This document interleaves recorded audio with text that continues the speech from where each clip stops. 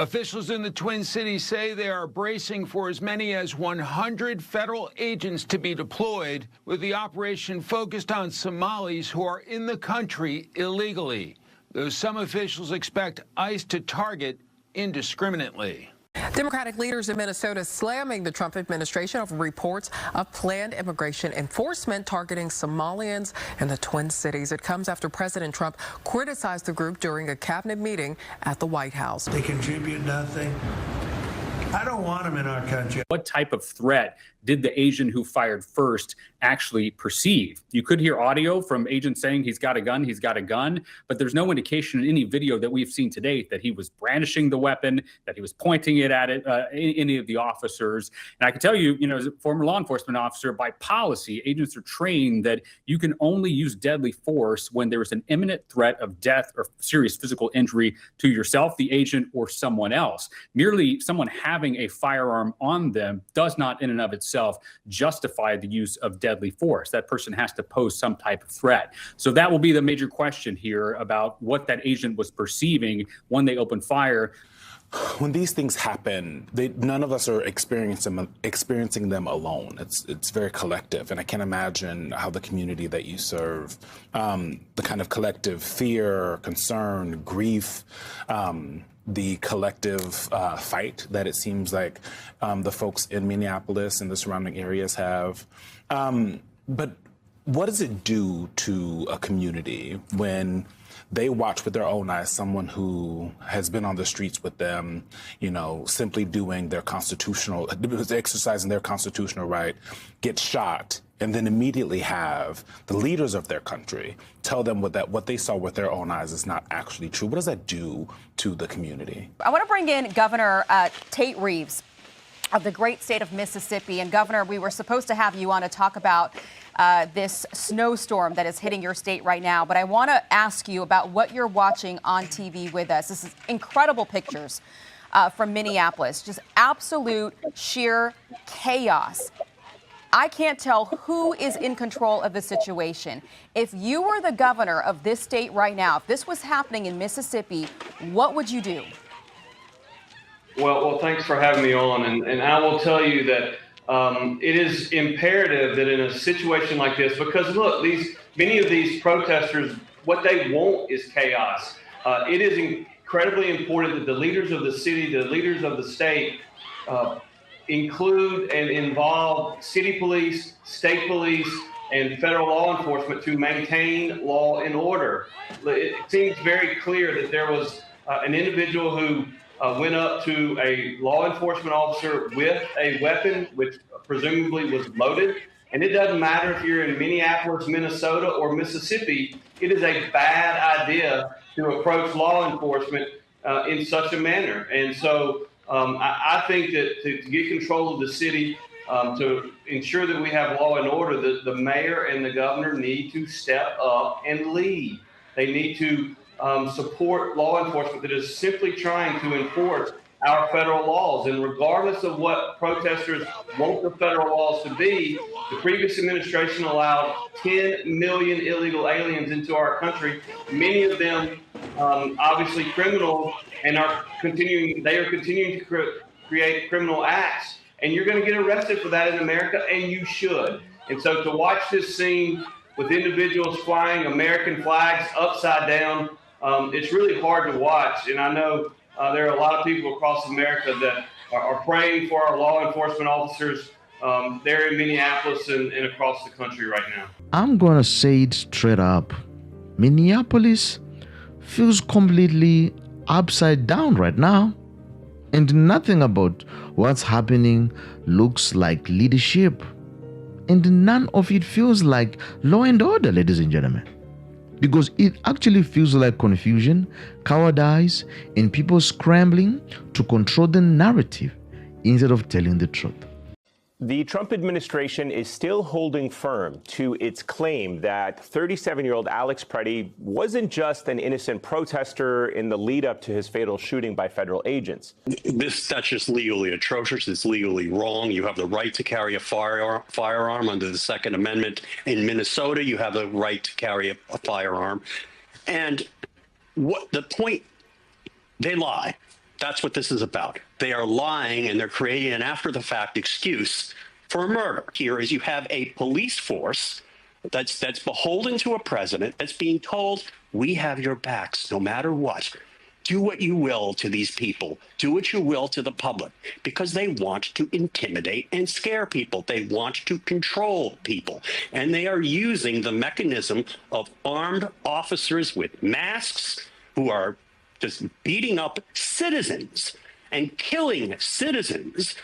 They are using that tool to create disruption so that they can use more force to eliminate the possibility that they could be removed from office and suffer criminal sanctions for the crimes that they are now committing. And the one fact we do know is that the Border Patrol shot someone who was armed. So that's a problem. If that person was an illegal migrant that they were targeting, there's no circumstance under which someone who's in our country illegally should have a gun. So that's a problem. If it was a protester, then it could be because they responded. They've been pouring gasoline on the fire and encouraging these protesters to go and challenge ICE. Everything that the state of Minnesota is doing is putting people in danger, in greater danger. Because if the ICE has to go out into the community and find these people, as opposed to taking them when they're being released from prisons in cooperation with local enforcement, then, thank God only the person with the gun was shot. Bystanders could have been shot. He could have pulled his weapon and started shooting back, and there could have been a shootout. There's so many possibilities of how this could have gone much worse than it did. And so they're forcing, with the sanctuary policies, they're forcing ICE to go out and into the communities to find these criminal aliens, and they're encouraging people to interfere with them. They're not just not cooperating, which is what they should be doing. They are encouraging people to get in their way. Yeah. And so this is a recipe for danger. They are putting protesters' lives at risk. They are putting the illegal migrants who they claim they want to protect. They're putting their lives at risk. They're putting bystanders at risk by everything they're doing. So if anything is dangerous and unlawful, it's what Tim Walz is doing. And there ought to be consequences for how the state of Minnesota and the city of Minneapolis is handling this. But again, I take high offense to anyone that says that these federal agents are not trained. It is anything but the truth. We are very highly trained, regardless of what agency you're a member of, whether it's FBI, DEA, CBP, very highly trained, probably the best in the country. Yeah, and Nicole, we're waiting to see if that weapon was loaded. Just one more question for you here. You point out just if the magazines were there and the gun was visible, what is an officer thinking? Because these officers have been rammed with cars. We saw that with ICE. This is Border Patrol. We await to hear what this interaction was, but there was a weapon, it seems to be involved. Correct. I mean, it appears based on the coverage that you have that there was a weapon recovered at the scene. You see a weapon, you see a gun, automatically you're going again. I keep saying it, but it literally is like a checklist in your mind, and you're expected to make these split-second decisions. When there's a firearm potentially the subject is grabbing for the firearm, has the firearm visible to the agent, and again, it's the agent's perspective. Did they believe that their life was in, some serious injury or physical death, imminent injury or death at the time that they made that decision? But let's look and see. Let's see what the investigation says. I would be curious to know if these CBP officers had body cams on. That's always extremely telling and very helpful for investigations. But what I've learned in these cases, and again, going back to George Floyd days, it always is different than what the media initially is able to show. And there's always multiple angles to it. And that's why it's always very important to withhold judgment until there is a full picture of what actually transpired. And so again, no one wants to use their firearm, Kaylee. When you're an officer, a law enforcement officer of any agency, local, state, federal, the last thing you want to do is have to pull your weapon, because regardless of whether or not the deadly force is justified, the use of lethal force is justified, you know that you are going to go through the highest level of scrutiny. They are going to come after you, your family. I mean, we saw what happened after George Floyd. There were clean shoots happening, and police officers were going to jail for clean shoots. So I can tell you from the perspective of law enforcement, this is a last resort effort if you are using deadly force. And so let's keep everything in mind and leave it up to the professionals to conduct the investigation. And again, keep the constituents as calm as possible. No one wants to have to use their firearm, but if they do, trust me, the first thing they're going to be doing is going to the agent and doing a full investigation and saying, why did you think that deadly force was justified? And you have to legally articulate exactly why you did what you did. Law enforcement is supposed to enforce the law. That's their job. Not to pick and choose, not cave under pressure, not pretend federal law suddenly doesn't exist because it's politically inconvenient. Immigration law doesn't exist because it's politically inconvenient. Ladies and gentlemen, the law didn't appear yesterday. It's been on the books for decades. Everybody knows that. Everybody knows that. And yet somehow enforcing it is treated like a crime now. That makes no sense. You see? Because you don't get out to opt out of federal law because it hurts feelings or messes with an election strategy. That's not how a country works. No, my friends.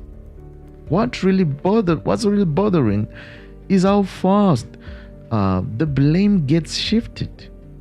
Instead of holding people accountable for breaking the law, everything gets flipped.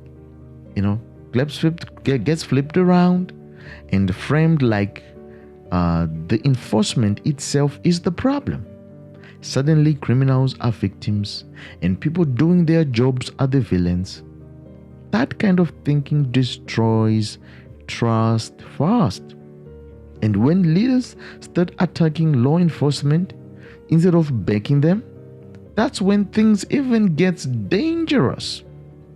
Because it sends a message that laws are optional and chaos is negotiable. It's crazy, ladies and gentlemen. And guess what? Regular people, they pay the price for it. Not the politicians. No. And if you don't like a law, fine. What do? Change it right away. Vote, debate, legislate. But you don't sabotage enforcement while the law still stands. That is recklessness. That's how things spiral out of control. Yeah. That's it, ladies and gentlemen. And I also notice how accountability is completely missing. Nobody wants investigations. Nobody wants transparency. Nobody wants the full video released. That alone should make people pause. If everything is clean, why hide? This doesn't feel like protecting citizens. It feels like protesting power. And whenever power starts being protected, and protested, that instead of the people, that is when you know that something is wrong. Ladies and gentlemen, please hear me well. I don't want chaos. I don't want division. I want adults in charge who understands that order matters. Laws matter. Truth matters. Pretending otherwise just pushes the country further into the dunghill. Distrust. And Minnesota doesn't need grandstanding. It doesn't need excuses. It needs a leadership that actually believes in law, order, and accountability. Not just when it's convenient, but all the time. Because once you start hiding and deciding which laws counts, which doesn't, you don't have justice anymore. No, what you have is just politics. And that never ends well. Let's be honest. ICE didn't magically show up and create chaos out of thin air. What's happening didn't come out from law enforcement who are not doing their job properly. It came from money, organization, people intentionally steering things up. Civil unrest doesn't fund itself. crowds don't coordinate overnight for free. Legal support, transportation, gear, messaging, all that costs money. And pretending this is just organic outrage insults everyone's intelligence. You know? Because when things turn violent, I notice how fast the narrative shifts. Suddenly, facts don't matter anymore. Questions get brushed off, investigations drag on forever. Then nothing actually happens. Accountability just evaporates. See? When leaders, ladies and gentlemen, publicly undermine law enforcement, they send a signal that resilience is encouraged. Rules are optional. That's how situations spiral. That's how people get hurt. You see? And instead of stepping in and restoring order, the response is delay, deflection, finger pointing, more investigations, more statements, more excuses, but no clear action. It feels intentional at this point.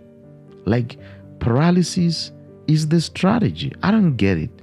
I don't buy the idea that enforcing immigration law equals oppression. That laws exist for a reason. You see? Yeah, you can argue policy all day, but while it's the law, it's supposed to be enforced. Undermining that principle doesn't make a safer city or state. It makes it lawless. Yeah. Why creating the tension, funding disruption, blaming enforcement, stale justice, and putting it on repeat? Why does it continue? Shouldn't be the way. Because this isn't about compassion versus cruelty. It's about order versus chaos. And right now, chaos is being enabled on purpose. I don't want this to happen. I don't. America should be united. Folks, if you enjoyed this, be sure to click on the next one. You will definitely enjoy it more.